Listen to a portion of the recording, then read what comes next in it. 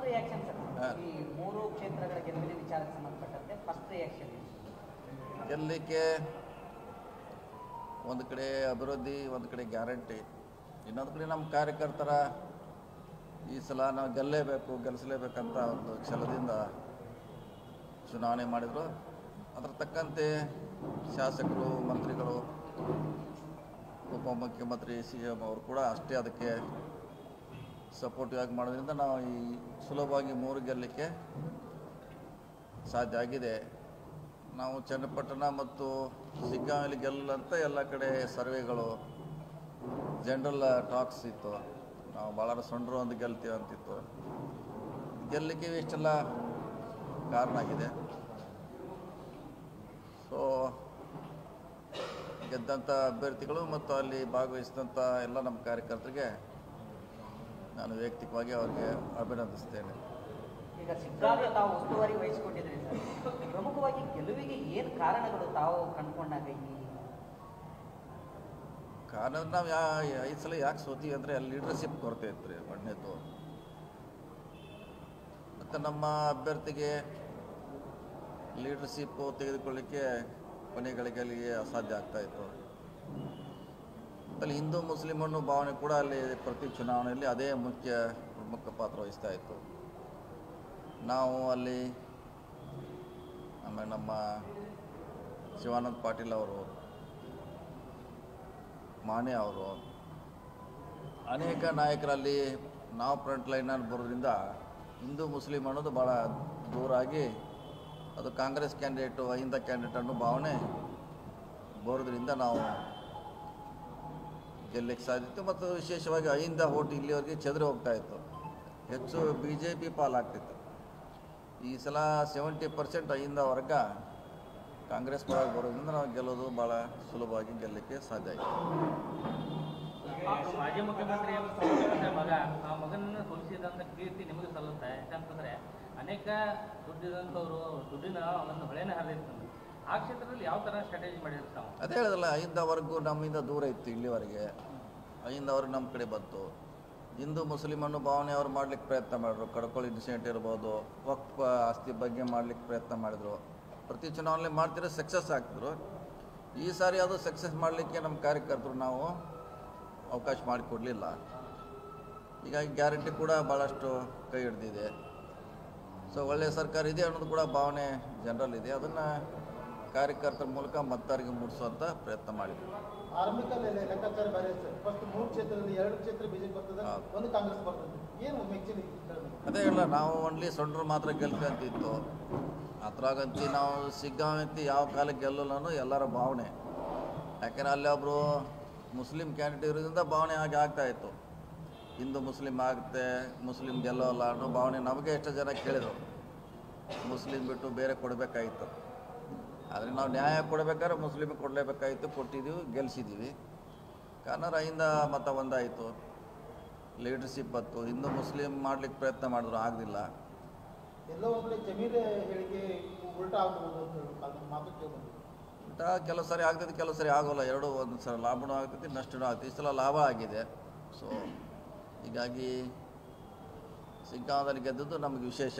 Sir, ಈಗ ಅಹಿಂದ ವರ್ಗದ ಮತಗಳನ್ನು ಕಾಂಗ್ರೆಸ್ನಂತ ತೆಗೆದುಕೊಂಡು ಬರಲಿಕ್ಕೆ ಏನೆಲ್ಲ ತಾವು ತಂತ್ರಗಾರಿಕೆ ಮಾಡಿದ್ರಿ? ಯಾಕಂತಂದ್ರೆ ದಿಢೀರಂತೆ ಕೇವಲ 18 ದಿವಸ ಅಂತರದಾಗ ಹೋದ್ರಿ, ದಿಢೀರಂತೇಳಿ ಇಡೀ ಫಲಿತಾಂಶವನ್ನ ಉಲ್ಟಾ ಮಾಡಿದ್ರಿ.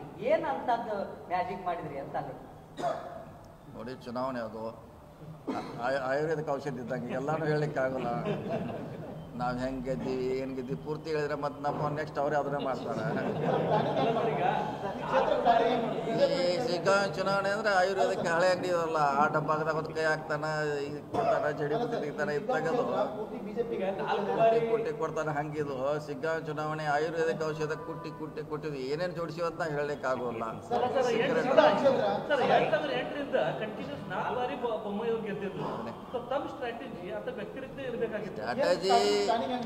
ಸ್ಟ್ರಾಟಜಿ ಅಂದರೆ ಮೊದಲು ಅಹಿಂದ ವರ್ಗ ಒಂದಾಗಿತ್ತು.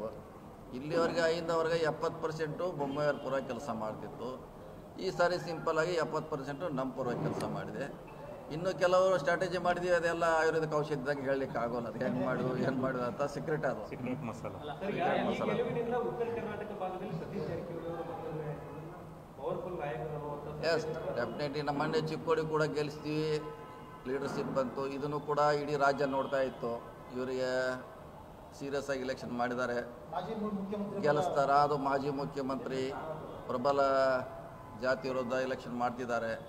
ಭಾಳಷ್ಟು ಚಾಲೆಂಜ್ ನಮಗೂ ಇತ್ತು, ನಾವು ಕೂಡ ಗೆಲ್ತೀವಿ ಅಂತ 100% ವಿಶ್ವಾಸ ಇತ್ತು. ಅಲ್ಲಿ ಕಾರ್ಯಕರ್ತರೆಲ್ಲ ಕೂಡಿ ಗೆಲ್ಲಿಸಿದ್ದಾರೆ. ಸೊ ಅದೆಲ್ಲ ಶ್ರೇಯಸ್ ಕೂಡ ಸ್ಥಳೀಯ ಕಾರ್ಯಕರ್ತರಿಗೆ ಹೋಗಬೇಕು. ಲೀಡರ್ ಫ್ರಮ್ ಈ ರೀಜನ್ದಿಂದ ಜಾರಕಿಹೊಳಿ ಅವರು ಏನಾದರೂ ಸೀರಿಯಸ್ ಆಗಿ ತಗೊಂಡ್ರೆ ಅದನ್ನ ಫೆಡರಲ್ ಆಗಿ ಗೆಲ್ಲಿಸ್ತಾರೆ ಅನ್ನುವಂಥ ಸಂದೇಶ ಹೋಯ್ತಾರೆ. ಇಲ್ಲ, ಅದೇ ಚುನಾವಣೆ ಅಂದರೆ ನಮಗೆ ಹೆಂಗೆ ಮಾಡ್ತೀವಿ ಬೇರೆಯವ್ರಿಗೆ ಹಾಗೆ ಮಾಡಬೇಕು, ನಮ್ಮ ಕಾನ್ಸೆಪ್ಟ್ ಅದು. ಈಗ ನಮ್ಮ ಬರೀ ಸುಮ್ಮನೆ ನಾಮಕೆ ವಾಸ್ತಿ ಬರೋದು, ಭಾಷಣ ಮಾಡೋದು, ವಾಟ್ಸಪ್ದಾಗ ಫೋಟೋ ತೆಗೆದು ಹೋಗೋದಲ್ಲ. ನಮ್ಮ ಚುನಾವಣೆ ಎಷ್ಟು ಸೀರಿಯಸ್ ಮಾಡ್ತೀವಿ ಆವಾಗ ಮಾಡಿದ್ರೆ ಪಕ್ಷ ಬೆಳಿತೈತೆ, ಮತ್ತು ಇನ್ನೊಬ್ರು ಗೆಲ್ಲಿಸ್ಲಿಕ್ಕೆ ಆಯ್ತು. ಇಲ್ಲಂದರೆ 4 ಸಾರಿ ನಾವು ಮುಸ್ಲಿಮ್ ಸೀಟನ್ನು ಕಳ್ಕೊಂಡಿದ್ದೀವಿ ಅಲ್ಲಿ. ನಾವು ಸುಮ್ಮನೆ ನಾಮಕೆ ವಾಸ್ತಿ ಮಾಡಿದ್ರೆ ಸೋಲ್ತಿತ್ತು ಅದು. ಆದರೆ ನಾವು ನಮ್ಮ ಚುನಾವಣೆ ಯಾವ ರೀತಿ ಮಾಡ್ತೀವಿ ಅದೇ ಮಾದರಿಯಲ್ಲಿ ಮಾಡೋದ್ರಿಂದ ಅದು ಗೆಲುವು ಸಾಧ್ಯ ಆಯಿತು. ಇವಾಗ ಕಾಂಗ್ರೆಸ್ ಪಕ್ಷಕ್ಕೆ ಕಾಂಗ್ರೆಸ್ ಪಕ್ಷಕ್ಕೆ ಅಹಿಂದ ಶಕ್ತಿ ಮತ್ತಷ್ಟು ತಮ್ಮ ಫಲವತ್ತತೆ ಕೊಡ್ತಾ ಇದೆ ಸರ್. ಇವಾಗ ಬರಬೇಕು. ಯಾವ ರೀತಿ ಮುಂದೆ ಈ ಕಾನ್ಸೆಪ್ಟು ನಮ್ಮ ಪಕ್ಷದವರು ಎಲ್ಲ ಕಡೆ ಉಪಯೋಗ ಮಾಡ್ಕೋಬೇಕು, ಇಡೀ ರಾಜ್ಯ ತುಂಬ. ಇಲ್ಲಿ ಅಷ್ಟೇ ಅಲ್ಲ, ಇದೊಂದು ಉದಾಹರಣೆ, ಮಾಡೆಲ್. ಈ ಥರ ಮಾಡಿದ್ರೆ ಕಾಂಗ್ರೆಸ್ಗೆ ಯಾವಾಗೂ ಸೋಲಿಲ್ಲ. ಇದನ್ನು ಉಪಯೋಗ ಮಾಡ್ಕೋಬೇಕು. ಸರ್, ಅಂದ್ರೆ ಇದು ಮುಂದಿನ ಎಲೆಕ್ಷನ್ದಲ್ಲಿ ಸಿಎಂ ಸ್ಥಾನಕ್ಕೆ ಕ್ಲೇಮ್ ಇದೆ. ಮುಂದಿನ ಎಲೆಕ್ಷನ್ದಲ್ಲಿ ಇದು ಸ್ಟ್ರೆಂಥನ್ ಆಯಿತು ಅಂತ ಸ್ಟ್ರೆಂಥನ್ ಆಯ್ತಲ್ಲ. ಮುಸ್ಲಿಮರನ್ನ ಇಡೀ ಅವ್ರಿಗೂ ಒಂದು ಸಂದೇಶ ಹೋಯಿತು, ನಾವು ಗೆಲ್ತೀವಿ, ಎಲ್ಲರೂ ಮನಸ್ಸು ಮಾಡಿ ನಮ್ಗೆ ಗೆಲ್ಲಿಸ್ಬೋದು ಅನ್ನೋ ಒಂದು ಸಂದೇಶ ಹೋಯ್ತು. ಇಲ್ಲಿವರೆಗೆ ಅವರು ಒಂಥರ ನೆಗೆಟಿವ್ ಆಗಿದ್ರು, ನಮ್ಮನ್ನ ಯಾರೂ ಸಪೋರ್ಟ್ ಮಾಡೋಲ್ಲ, ಚುನಾವಣೆಯಲ್ಲಿ ನಿಲ್ಲಿಸ್ತಾರ, ಹೋಗಿಬಿಡ್ತಾರ, ಸೋಲ್ತೀವಿ, ಅಲ್ಲಿ ಹಿಂದೂ ಮುಸ್ಲಿಮ್ ಆಗ್ತದೆ, ಇನ್ನೇನಾರು ಆಗ್ತದೆ. ಈ ಸಾರಿ ಆಗಕ್ಕೆ ಬಿಡಲಿಲ್ಲ ನಾವು. ಸೊ ಮುಸ್ಲಿಂ ಸಮಾಜದಲ್ಲಿ ಕೂಡ ಇದೊಂದು ಸಂದೇಶ ಹೋಗಿದೆ. ಎಲ್ಲ ಮುಖಂಡರು ನಮಗೆ ಜೋಡಿ ಪ್ರಯತ್ನ ಮಾಡಿದ್ರೆ ನಾವು ಕೂಡ ಗೆಲ್ತೀವಿ ಅನ್ನೋ ಒಂದು ಸಂದೇಶ ಹೋಗಿದೆ ಈ ಚುನಾವಣೆ ಮುಖಾಂತರ. ಮಾಡಿದ್ರಲ್ಲ, ಪರಿಣಾಮ ಬೀರಲಿಲ್ವಾ? ನೋಡಿ, ಹೊತ್ತದಲ್ಲಿ 650 ಕೇಸ್ ಇದೆ ಹಾವೇರಿ ಜಿಲ್ಲೆಯಲ್ಲಿ. ಎಟ್ರೆ 650. ಅದರಲ್ಲ 500 ಜನ ಮುಸ್ಲಿಮ್ ನೋಟಿಸ್ ಕೊಟ್ಟಿದ್ದಾರೆ. ಮತ್ತೆ ಎಲ್ಲಿ ಪ್ರಶ್ನೆ ಎಲ್ಲಿ ಬರ್ತದೆ? 150 ಜನ ಅಷ್ಟೇ ಹಿಂದೂಗಳು, ಇನ್ನು ಮಿಕ್ಕಿದರ ಇಫೆಕ್ಟೆಡ್ ಪಾರ್ಟಿ ಮುಸ್ಲಿಮು. ಸೊ ಹಿಂಗಾಗಿ ಅದು ಇಫೆಕ್ಟ್ ಆಗೋಲ್ಲ. ಮತ್ತು ನಿಮಗೆ ಇಫೆಕ್ಟ್ ಆದರೆ ಅಷ್ಟೇ ಸಮಸ್ಯೆ ಇಲ್ಲ, ಇಡೀ ಸಮಾಜಕ್ಕೆ ಏನು ಸಂಬಂಧ ಅದು? ಈಗ ಅವನು ಇಂಡಿವಿಜುವಲ್, ಅದು ಕೋರ್ಟ್ ಇದೆ, ಕಚೇರಿ ಇದೆ, ಕಾನೂನಿದೆ, ಅವನು ಫೈಟ್ ಮಾಡಬೇಕು.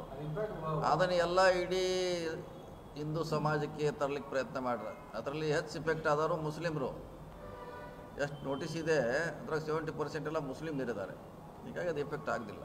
ಸರ್, ಈ ಚುನಾವಣೆ ಫಲಿತಾಂಶ ನಾಯಕತ್ವ ಬದಲಾವಣೆಗೆ ಪೂರ್ವ ನಿರ್ನಾಮ ನೀಡ್ತಾ? ಆಯ್ತು ಇಲ್ಲ, ನಮಗೂ ಒಂದು ಇದು ಚುನಾವಣೆಯಿಂದ ನಮಗೂ ಒಂದು ಪ್ರಮೋಷನ್, ಡಬಲ್ ಪ್ರಮೋಷನ್ ಆಯಿತು. ಅಂದ್ರೆ ಎಷ್ಟು ಒಂದೇ ಈಗ ಡಬಲ್ ಆಯಿತು, ಸಿಂಗಲ್ ಆಗ್ಬಿಟ್ಟು ಡಬಲ್ ಪ್ರಮೋಷನ್ ಆಯಿತು ಅಷ್ಟೇ.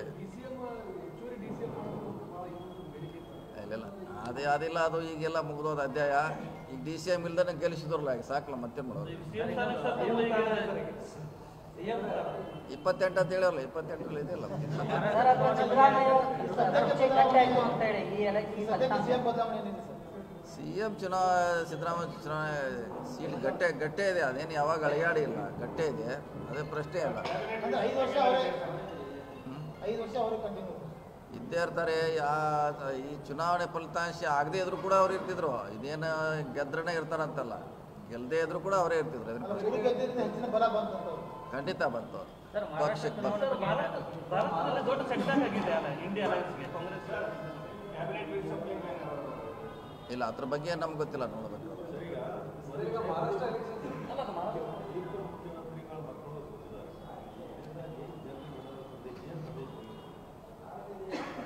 ನೋಡಿ, ಅದು ಅದೇ ಹೇಳಲ್ಲ,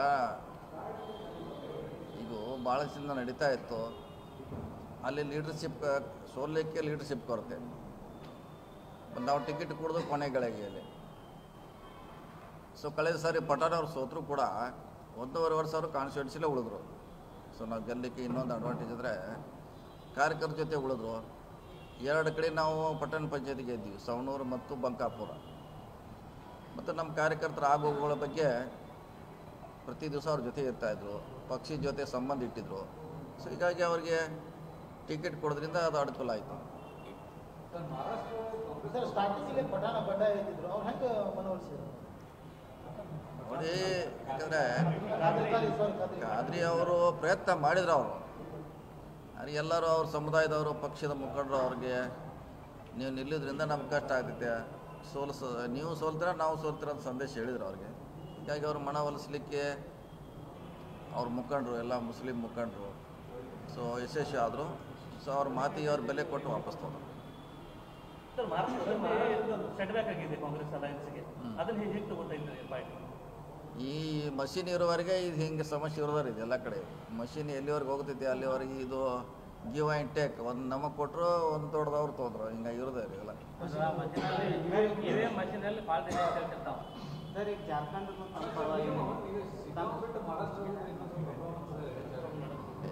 ಸಿಗ್ಗಾಂವ್ ನಮ್ಮ ಮುಖ್ಯ, ನಮ್ಮ ಸ್ಟೇಟ್ ಭಾಳ ಮುಖ್ಯ ಇತ್ತು. ಸಿಗ್ಗಾಂವ್ ಬಿಟ್ಟು ನಮ್ಗೆ ಭಾಳ ಮುಖ್ಯ ಇತ್ತು. ಸರ್, ಜಾರ್ಖಂಡ್ನು ತಾವು ಇದನ್ನು ನೋಡಿ ಕಾಂಗ್ರೆಸ್ಸಿಗೆ ಒಂದು ಗೆಲುವಿನ ಅದ್ರ ಕಡೆ ಯಾವ ರೀತಿ ನೋಡ್ತಾರೆ ನೋಡಿ, ಈಗಾಗಲೇ ಅದ್ರ ಬಗ್ಗೆ ಮಷಿನ್ ಬಗ್ಗೆ ಇಡೀ ರಾಷ್ಟ್ರ ತುಂಬ ಸಮಸ್ಯೆ ಇದೆ, ಅದ್ರ ಬಗ್ಗೆ ಡೌಟ್ಫುಲ್ ಇದೆ. ಅದು ಸರಿಯಾಗುವವರೆಗೆ ಇದು ಆರೋಪ ಅದ್ರ ಮ್ಯಾಗ ಇದ್ದೇ ಇರೋದು ಯಾವಾಗಲೂ.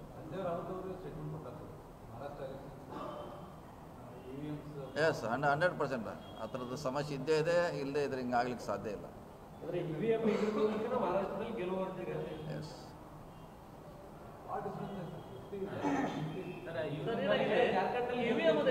UVM ಇಂಟರ್ಪ್ರಿಟೇಷನ್ ತಮ್ಮ ಕನ್ವೀನಿಯನ್ಸ್ ಪ್ರಕಾರ ಕಾಂಗ್ರೆಸ್ ಅವರು ಮಾಡ್ತಾರೆ ಅಂತ ಅಲಿಗೇಷನ್ ಬರ್ತಾ ಇದೆ. ಕರ್ನಾಟಕದಾಗ ಗೆದ್ದಾಗ UVM ಸರಿ ಇತ್ತು, ಈಗ ಸೋತಾಗ ಮಹಾರಾಷ್ಟ್ರದಲ್ಲಿ ಸೋತಾಗ UVM ಕೇಳ್ತಾವ. ನೋಡಿ, ಅದ್ರಾಗ ಗಿವ್ ಆ್ಯಂಡ್ ಟೇಕ್ ಇದೆ, ಒಂದು ಕಡೆ ಕೊಡ್ತಾರ, ಒಂದು ಕಡೆ ಕಸ್ಕೊಳ್ತಾರ, ಹಂಗೆ ಸಿಸ್ಟಮ್ ಇದೆ. ಎಲ್ಲಿ ಬೇಕಲ್ಲಿ ಅವ್ರು ಅಡ್ಜಸ್ಟ್ ಮಾಡ್ತಾರೆ. ಈಗ ಮೊನ್ನೆ ಜಮ್ಮು ನಮಗೆ ಕೊಟ್ಟರು, ಹರಿಯಾಣ ಅವ್ರು ತೊಗೊಂಡ್ರು, ಈಗ ಜಾರ್ಖಂಡ್ ನೀವು ತಗೊಳ್ಳಿ ಅಂತ ಹೇಳಿದ್ರು, ಬಾಂಬೆ ಅವ್ರು ತೊಗೊಂಡ್ರು. ಅಡ್ಜಸ್ಟ್ಮೆಂಟ್, ಅದರಲ್ಲೇ ಅಡ್ಜಸ್ಟ್ಮೆಂಟ್ ಇದೆ.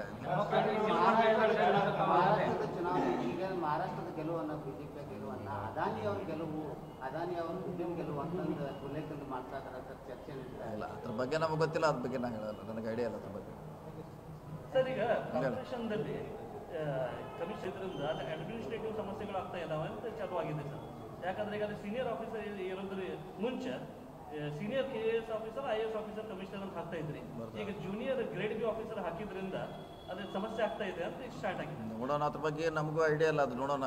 ಹೇಳ್ದಂಗೆ ಅವ್ರು ಜೂನಿಯರ್ ಇದ್ದಾರೆ, ಇಲ್ಲಿವರೆಗೆ ಸೀನಿಯರ್ KS IAS ಬರ್ತಾಯಿದ್ರು, ಈಗ ಬಂದಿಲ್ಲ. ಅದ್ರ ಬಗ್ಗೆ ನೋಡಿ, ನಾವು ಗಮನ ಹರಿಸಿಲ್ಲ, ಚುನಾವಣೆ ಇರೋದ್ರಿಂದ ಸರಿ ಗಮನ ಹರಿಸ್ತೀವಿ. ಅಸೆಂಬ್ಲಿ ಅಧಿವೇಶನ ಸಿದ್ಧತೆಗಳು ಈಗ ಸಾಯಂಕಾಲ ಮೀಟಿಂಗ್ ಕರೆದಿದ್ದೀವಿ DC ನೇತೃತ್ವದಲ್ಲಿ 5:30ಗೆ. ಸೊ ಎಲ್ಲ ರಿವ್ಯೂ ಮಾಡ್ತೀವಿ, ಈಗಾಗಲೇ ಮಾಡಿದ್ದಾರೆ ತಯಾರಿ. ಅಲ್ಲಿ ವಿಶೇಷವಾಗಿ ಈ ಸಲ ಅಧಿವೇಶನದಲ್ಲಿ ಏನಾದ್ರು ಬೆಳಗಾವಿ ಜಿಲ್ಲೆ ಡೆವಲಪ್ಮೆಂಟ್ಸ್ ಬಗ್ಗೆ ಹೊಸ ಅದೆಲ್ಲ ಅದು ಬೇರೆ ಪಾರ್ಟ್. ಈಗ ನಾವು ಇದಕ್ಕೆ ತಯಾರಿ ಬಗ್ಗೆ ಮಾತ್ರ ಸಾಯಂಕಾಲ 5:30ಗೆ ಮೀಟಿಂಗ್ ಕರೆದಿವ್ರೆ. ಈಗಾದ್ರೆ ಜಾತಿ ಗಣತಿ ಬಗ್ಗೆ ಈ ಅಸೆಂಬ್ಲಿ ಈ ಅಧಿವೇಶನದಲ್ಲಿ ಏನಾದರೂ ಚರ್ಚೆ ಆಗುತ್ತಾ ಅಥವಾ ಏನಾದರೂ ಸರ್ಕಾರ ಒಂದು ನಿಲುವನ್ನು ಕಟ್ತಾ ಆದರೂ ಆಗ್ಬೋದು, ಯಾಕಂದ್ರೆ ಅಲ್ಲಿ ಚರ್ಚೆ ಆಗ್ಬೋದು ಅದ್ರ ಬಗ್ಗೆ. ಚರ್ಚೆ ಅಲ್ಲಿ ಅಧಿವೇಶನ ಚರ್ಚೆ ಆಗಲೇಬೇಕಿರೋದು. ಸರ್, ಒಳ ಮೀಸಲಾತಿ ಕುರಿತು ಈಗಾಗಲೇ ಕೆಲವೊಂದು ಬೇಡಿಕೆಗಳು ಆಯ್ತಾಯ್ತು, ಅದ್ರ ಬಗ್ಗೆ ಸರ್ಕಾರ ಪಾಸಿಟಿವ್ ಆಗಿದೆ ಹೇಳಿದಿಲ್ಲ, ಪಾಸಿಟಿವ್ ಆಗಿದೆ ಅಂತ ಹೇಳಿದ್ದೀವಿ. ಆದರೆ ಅದಕ್ಕೆಲ್ಲ ಸಾಧಕ ಬಾಧಕ ನೋಡಿ ಡಿಸಿಷನ್ ತಗೋದು. ಬೆಳಗಾವಿ ಜಿಲ್ಲಾ ಅಧಿವೇಶನದಲ್ಲಿ ನಾವು ಪ್ರಸ್ತಾಪ ಮಾಡ್ತೀವಿ ಅನ್ನುವಂಥ ಮಾತಾಡಿದ್ದಾರೆ. ಅದೇನು ಅಧಿವೇಶನಾಗ ಅವಶ್ಯಕತೆ ಇಲ್ಲ, ಅದು ಕ್ಯಾಬಿನೆಟ್ ಡಿಸಿಷನ್ ಅಷ್ಟೇ. ಅಲ್ಲೇನು ಚರ್ಚೆ ಮಾಡೋಂಥದ್ದು ಅವಶ್ಯಕತೆ ಇಲ್ಲ. ಕ್ಯಾಬಿನೆಟ್ನಲ್ಲಿ ನಿರ್ಣಯ ಆದರೆ ಮುಗಿತು ಅಷ್ಟೇ. ಇನ್ನೊಂದು ಕಡೆ ಬೈಲಹೊಂಗಲ ಶಾಸಕರು ಕೂಡ ಜಿಲ್ಲೆ ಮಾಡೋದಾದ್ರೆ ಬೈಲಹೊಂಗಲ ಮಾಡಬೇಕು, ಇಲ್ಲ ಅಂತಂದ್ರೆ ಮಾಡಬೇಡಿ ಅನ್ನುವಂಥ ಮಾತನ್ನು ಹೇಳ್ತಾರೆ. ಅವ್ರವ್ರ ಡಿಮಾಂಡ್ ಇದೆ, ಅವ್ರವ್ರ ಡಿಮಾಂಡ್ ಇದ್ದೇ ಇದೆ ಮುಂಚೆಯಿಂದ.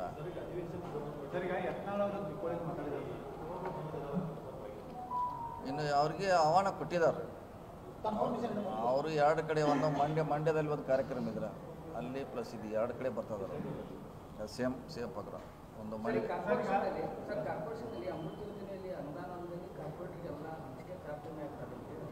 ಮಾಡಿದಾರೆ, ಮಾಡೇ ಮಾಡ್ತಾರೆ ಅವ್ರು. ಮುಂಚೆಯಿಂದ ಮಾಡ್ಯಾರ, ಈಗೂ ಮಾಡ್ತಾರೆ ಅವ್ರು. ನಮ್ಗೆ ವಿರೋಧ ಪಕ್ಷದ ಹಣ ಭಾಳ ಕಡಿಮೆ ಕೊಡ್ತಾರೆ, ಕೊಡೋಲ್ಲ ಒಂದು ಸಾರಿ ಅವ್ರು ಮಾಡ್ತಾರೆ. ಅದಕ್ಕಾಗಿ ನಾವು ಡೈರೆಕ್ಟಾಗಿ ಅವ್ರು ಗೌರ್ಮೆಂಟ್ನಿಂದ ಫಂಡ್ ಕೊಡಿಸಿದ್ದೀವಿ.